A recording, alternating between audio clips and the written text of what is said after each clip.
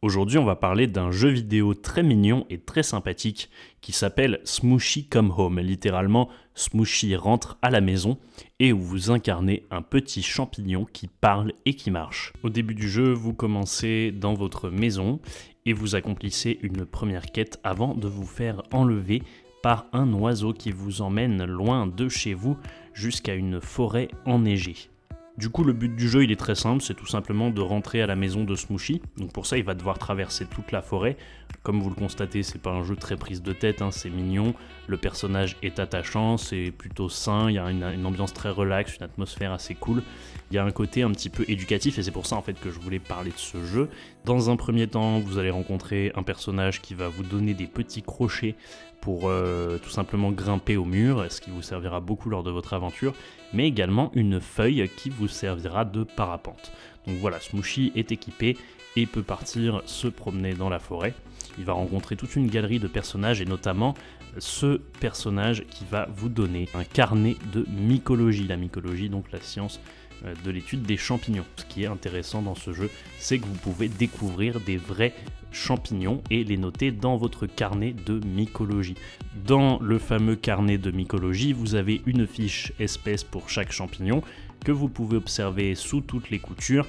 La plupart des champignons du jeu sont des vrais champignons, par exemple on retrouve les girolles ou la manite-tu-mouche qui ressemble étonnamment à notre petit protagoniste, mais on a aussi des champignons qui sont un peu moins connus, par exemple des champignons aquatiques. Le jeu permet donc de se familiariser avec le monde des champignons tout en s'amusant, et puis on comprend ainsi le rôle de ces petits êtres vivants dans nos forêts. Alors bien sûr, ce qui est représenté le plus, c'est la partie aérienne, la partie externe du champignon.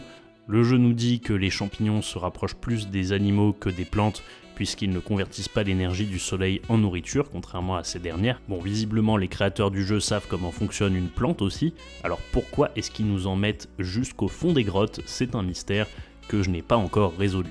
Non, parce que pour faire des belles plantes vertes comme ça, il faut quand même un minimum de soleil, donc au fond des grottes, c'est un peu compliqué. Par contre, il existe des champignons bioluminescents qui peuvent pousser dans l'obscurité, et il y en a même une espèce qu'on peut noter dans notre carnet et qu'on trouve dans le jeu. À la fin du jeu, Smooshy rentre chez lui à dos de capybara, me demandez pas pourquoi, et il retrouve sa famille. Tout est bien qui finit bien.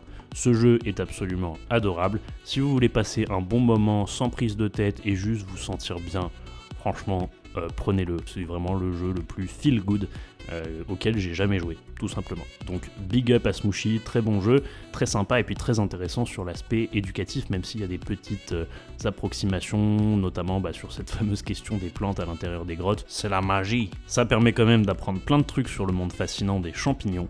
Et puis, au pire, vous retenez pas tout, l'essentiel, c'est juste de passer un moment agréable. Alors la prochaine fois que vous irez vous promener en forêt, pensez-y, mais vous pouvez peut-être croiser Smooshy.